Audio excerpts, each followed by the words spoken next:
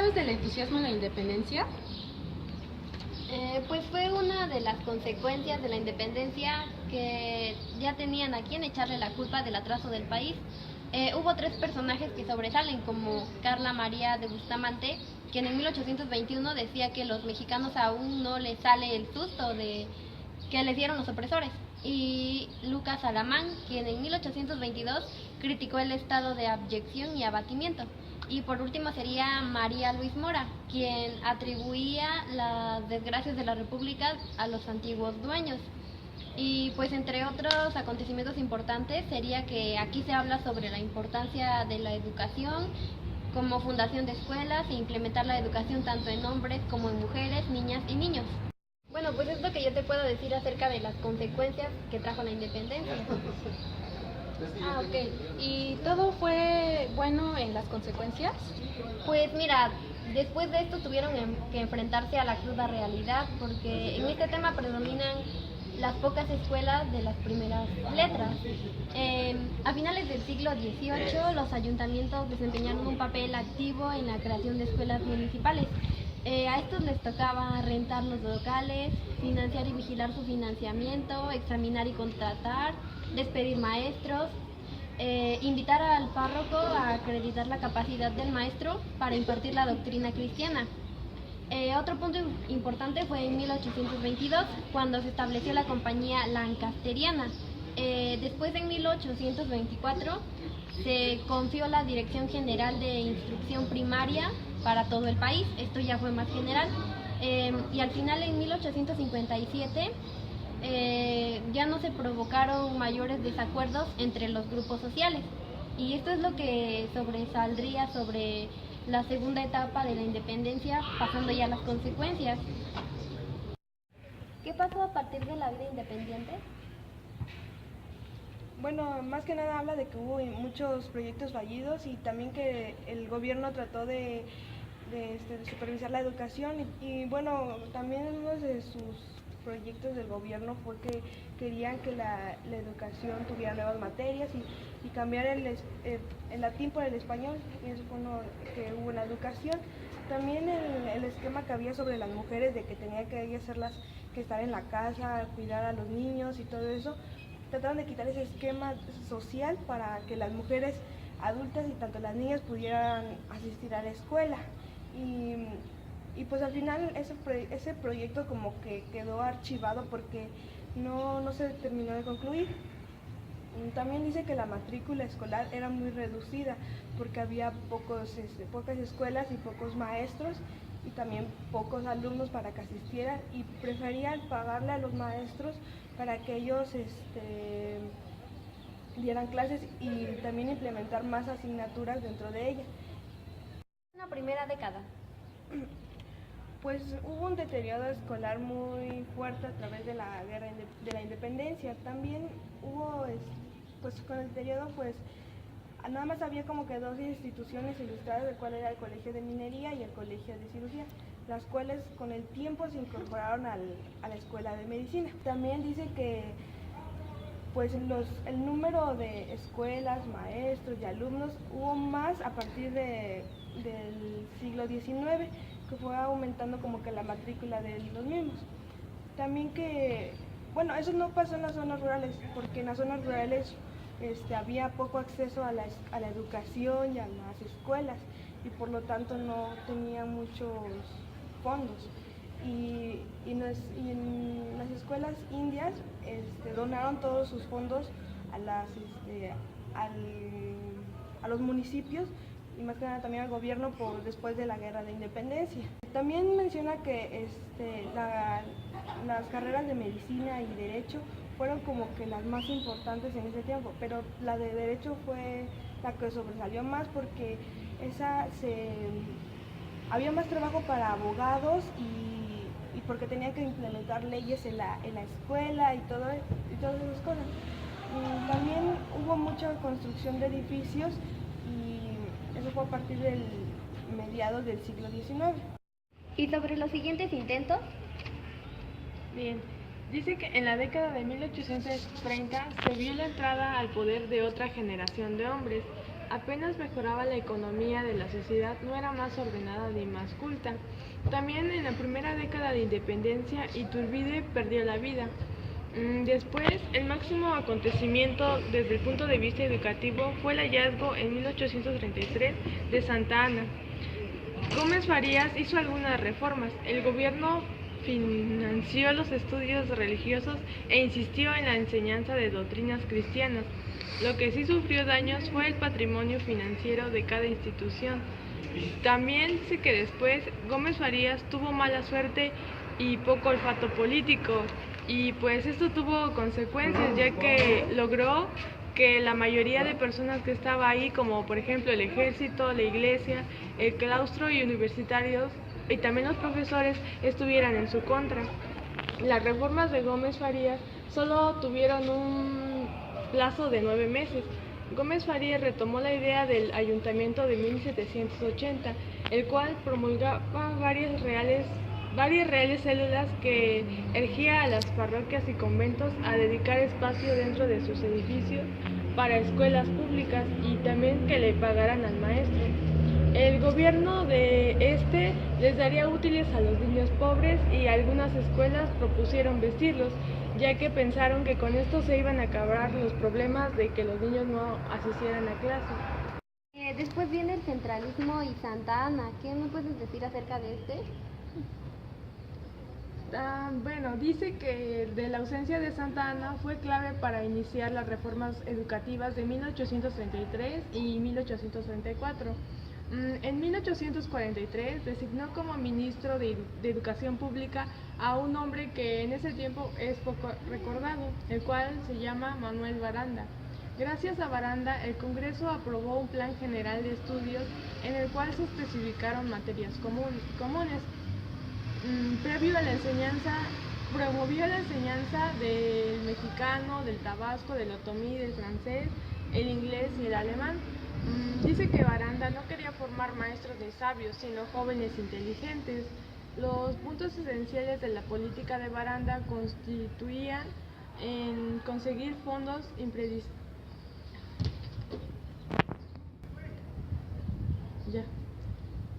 conseguir los fondos, también implementar decorosamente a los profesores y estimular el talento de alumnos, y también becar a los pobres. En los años 1040, Melchor Ocampo reveló formas arcaicas de vida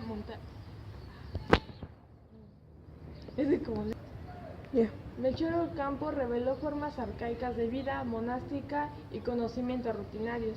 Quería introducir en las primarias libros de texto sobre temas generales y que se publicaran manuales sencillos sobre civismo y ciencias. También buscaba promover nuevas carreras que para los padres de familia de ese tiempo querían que solamente sus hijos escogieran las carreras tradicionales, como para ser sacerdote, abogado y médico. Ocampo también fundó numerosas escuelas primarias y también dotó de su bolsillo un buen laboratorio de química y física, y también creó carreras de agricultura e ingeniería civil. ¿Qué estaba pasando en México a medio siglo? Bueno, en el medio siglo era apenas el comienzo de la cuarta década de independencia, pero en la ronda de las generaciones ya eran otros los hombres en el poder. Aquí, Bustamante, Alemán y Mora ya no estaban entre los vivos, solamente ya habían quedado en el olvido, pero fueron surgiendo otros nuevos igual de violentos, y entre los hombres que se abocaban dos proyectos incompatibles de nación y que desembocaron en la Guerra de Reforma. Ya en 1853 se dio la última, que obligaba a seguir los dictados de la Iglesia. Se decretó que durante media hora cada mañana y cada tarde los alumnos de la escuela primaria debían de aprenderse de memoria el catecismo del jesuita Jerónimo de Ripalda. Aquí ya eran mayores los castigos por no saber la doctrina, y también que por no reconocer las letras o equivocarse a la hora de escribir. Además de esto, en 1873, el presidente Sebastián Lerdo de Tejada expulsó a los jesuitas y a los hermanos de la caridad. Aquí bueno, en esta misma época el artículo 3º de la primera Constitución de 1824 había declarado que el catolicismo era y sería perpetuamente la religión oficial del Estado. Y ya pues en 1857 cambió el artículo, porque aquí ya este artículo cambió a la enseñanza es libre, o sea que aquí ya los clérigos ya se quejaron de que la religión ya no era materia obligatoria. Aquí, cuando Ignacio Ramírez fue designado ministro de Instrucción Pública del gabinete del presidente Benito Juárez, desterró a los caporales de las escuelas y sustituyó a las clases de doctrina cristiana por clases de urbanidad y moral. Sobre lo que pasó en los 3/4 del siglo de la independencia. Bueno, Francisco Díaz Covarrubias calculó que en 1875 había aproximadamente 8.103 escuelas primarias en México, pero dijo que debían duplicarse, ya que había más niños con la necesidad de aprender y que estaban en edad escolar. Lo que se pretendía era abrir una escuela por cada 1.110 habitantes. La Iglesia Católica se preocupaba muy poco por la educación primaria y su interés estaba más en la educación secundaria. Escuelas mixtas se abrieron debido a que el número menor de habitantes e insuficientes recursos. Aquí asistían hombres y mujeres en los horarios y días distintos en el edificio, y esta educación no era universal. Durante la República restaurada, el gobierno pudo ver que los problemas educativos en México eran a causa de la pobreza e ignorancia de las autoridades locales. Esto provocó que en 1875 Michoacán quitó las escuelas a los ayuntamientos y trató de administrarlas y financiarlas desde Morelia. Luego, en 1888, nuevamente se hizo cargo de las primarias. Asimismo, lo hicieron Morelos, Chiapas y Aguascalientes. ¿Qué puedes decir sobre el fin de la historia? Bueno, cabe recalcar que al comienzo de la independencia todos tenían fe en que la educación avanzara. Creían que esto llevaría a México a ser conocido como una nación civilizada. Asimismo, sus habitantes serían creyentes y trabajadores muy responsables, con buena moral, con orden que tendría como resultado el progreso. Pero la realidad fue otra, ya que la economía se vino abajo, hubo levantamientos, invasiones extranjeras, y en la iglesia también hubieron cambios. En sí hubo ganadores y perdedores. El darwinismo social decretó que no serviría de nada educar a los indígenas, ya que su manera de vivir no era prometedor para mejorar la educación, por lo que ésta desaparecería. La educación quedó al servicio del poder. Después hubo a finales del siglo mayores opciones educativas. Las puertas estaban abiertas para un conocimiento universal. ¿Qué entiendes por el panorama educativo al comienzo de la vida independiente? Bueno, la historia de la educación a partir de 1821 está íntimamente ligada a la salud política y económica del gobierno. El Estado tenía, según su constitución, el deber de promover la educación, pero en la práctica ese deber se reducía a pedirle continuamente estadísticas a los ayuntamientos. Su interés por las escuelas. Las autoridades podían ufanarse de haber establecido escuelas para ambos sexos en casi todos los pueblos, ciudades y villas del departamento. Iban a abrir una nocturna para adultos en la capital y conseguir preceptoras adicionales para la concurrencia notablemente de niñas. Y bueno, el ayuntamiento de Yuriria, que nunca había tenido escuela pública, solicitó una desde 1841, que la solicitó primero al departamento y luego al gobierno central.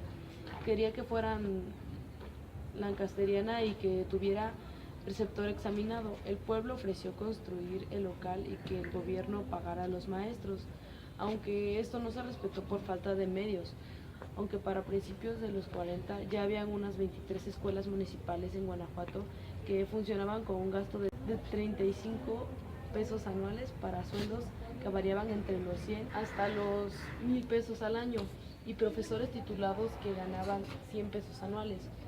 Para 1845, 32 localidades desde ciudades hasta rancherías que tenían un tipo de escuela. En conclusión, la educación había sufrido un sistemático desvío de sus de sus fondos a otros objetivos, y el problema era la notoria responsabilidad de personas con influjo poco provechoso a los intereses públicos. Sobre las novedades y los maestros. Bueno, había clases de todo, las de idiomas, pintura, dibujo, baile y música. Eran muy populares entre las mujeres. Otros maestros ofrecían mejorar hasta un punto decoroso la caligrafía de cualquier persona en solo 20 lecciones, aunque no supieran escribir. Por ejemplo, estuvo el señor Halsey, hacedor de tal milagro, cobraba 30 pesos, que pues era más o menos considerable en esa época. Y el éxito con personas de ambos sexos de los 10 a los 50 años de edad. Otro instructor se empeñó en hacerle la competencia.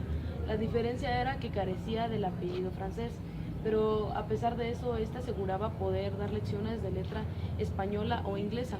Luego algunos maestros de matemáticas no estaban muy preparados, pero ya a finales de los 30, otros maestros extranjeros establecieron un colegio francés. En la alfabetización para las mujeres fue un tema muy mencionado, puesto que con frecuencia en el siglo XIX los padres, la familia y pues a veces el clero se oponían o veían inútil que una mujer recibiera educación, y pues para ellos era algo ilógico que una mujer ampliara sus conocimientos de su cultura, entonces no se los permitían. Pero hubo alguien a quien sí le procuró a las mujeres, y fue al nivel político, y pues por tema de discusión pública fue que ellos hicieron que las mujeres también estuvieran preparadas y se aceptaran en las escuelas para que las futuras madres tuvieran cierto grado de conocimiento y también pudieran educar a sus hijos. En la cultura universitaria, cuando México logró su independencia, pues se enfrentó a un futuro donde hubo pocos establecimientos en donde los jóvenes podrían recibir educación, que eran las escuelas. Y de hecho, la Universidad de México fue una de las primeras víctimas que fue afectada por la guerra. Un segundo golpe a la Orden de Venegas, en 1810 me parece, fue que albergó al régimen o albergó a algunos soldados dentro de la universidad. Eso hizo que la universidad tomara una pequeña decisión, que era suspender algunas clases para que no hubiera choques o enfrentamientos entre soldados y estudiantes. Fue uno de los peores errores que pudo haber cometido, pues de hecho al hacer eso hizo que varios estudiantes dejaran la universidad. Como el tema de la independencia empieza a hablar sobre sus consecuencias, y realmente fueron consecuencias buenas, porque es como México se desató de estar como con el nombre de la Nueva España, y fue como México, y se independizó, y pues trajo buenas consecuencias por la importancia de la educación, las escuelas y pues todo lo relacionado con los temas educativos. Y después pues es donde empezó lo malo, porque ahí donde ya predominaban más temas y seguían siendo sobre la educación, y ya tenían que hablar de financiamientos, y ya es donde entraban más personajes a esos temas. Bueno, también habla sobre que hubo varios avances en la educación y que implementaron mucho lo que fue el español, y eso es un avance a hoy en día, porque eso es como que el tronco común de toda nuestra educación desde primaria hasta la licenciatura, y también que dejaron que ya la mujer tuviera educación y hoy fuera igualitario tanto para los hombres como para las mujeres. También dice que en ese tiempo se crearon reformas, que las cuales eran para ayudar a la educación, pero también se implementaron nuevas instituciones, así como primarias, entre otras, que también daban mucho para ayudar a la educación. Y también esas hasta ahorita siguen influyendo mucho, porque ahorita en este gobierno también se siguen implementando reformas las cuales cambian a la educación. También lo que se buscaba era como que más jóvenes y niños se interesaran por la educación, así que hubo un tiempo en el cual se les daba como apoyo para que les dieran como vestimenta o cosas así para ayudarlos a que estudiaran. Bueno, también ayudó mucho a que se crearan más instituciones, pero al igual estaban en contra de las personas que ya no querían seguir en la religión y querían como protestar ante eso. Entonces, igual en las instituciones obligaban a que los alumnos aún así siguieran con el catecismo o con lo religioso. Cabe resaltar que también en la educación dicen que primeramente no había muchas escuelas, por lo que también se querían duplicar el número que existían de escuelas. Decían que recibir educación no era tan obligatoria, pero después sí. Y se daba más prioridad a la educación en nivel secundaria que a la primaria. Y también se implementaba lo que es la religión. Ya después de que estaban primero con el artículo 3º en el que obligaban a las personas a que siguieran la religión en las escuelas, después hubo un cambio en el que decía que todos tenían libertad de enseñarles algo en la educación. Y pues eso sería la conclusión sobre los temas de la lectura sobre las consecuencias que trajo la independencia. Bueno, y con respecto a lo de la segunda lectura, panorama educativo al comienzo de la vida independiente, hablando de la escuela y el buen ciudadano, bueno, en esta lectura mi conclusión es que se hace muchísimo esfuerzo para que tengan escuelas en las diferentes comunidades, en los diferentes pueblos, para que estén bien, pero realmente hacen varios acuerdos para que esto se pueda lograr, pero al final de cuentas no se terminan respetando porque no se puede, no se termina de hacer eso. Y sobre el segundo tema que me tocó, que son los maestros y las novedades y los maestros, pues de esta lectura sale que había un maestro que cobraba pues económico para enseñarles a los niños, sí, No sé. no, a las personas de ese lugar que tenían entre 10 y 50 años, y pues él nos dice que sí le resultó dar las clases de esa manera. Y sobre las novedades y los maestros, aquí nos cuenta que hay un señor que se llama Halsey, que daba clases de diferentes cosas y bueno, cobraba considerablemente a lo que es la época.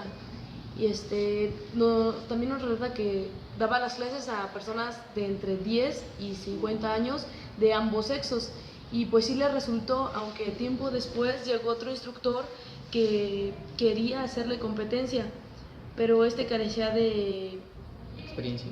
no, de apellido francés, entonces pues no lograba tener tantos alumnos como Halsey. Y así fue como se fue desarrollando las novedades y las cosas que se dieron entre los instructores. O sea que estás diciendo que si no tenía apellido francés, como que la educación no valía. No tenía, bueno, sí valía, pero no tenía cómo impresionar a los que querían solicitar sus servicios, por lo tanto no era... O sea, para impresionar, para que alguien fuera respetado es de, por ejemplo, ¿cómo se llama tu profesor? Friedrich Halsey.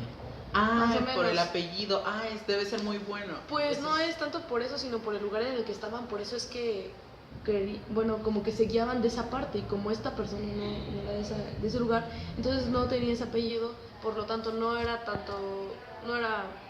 pues tan conocido ni de esa manera lo trataban así. Ok. Y bueno, ¿tú qué me dices sobre tu tema?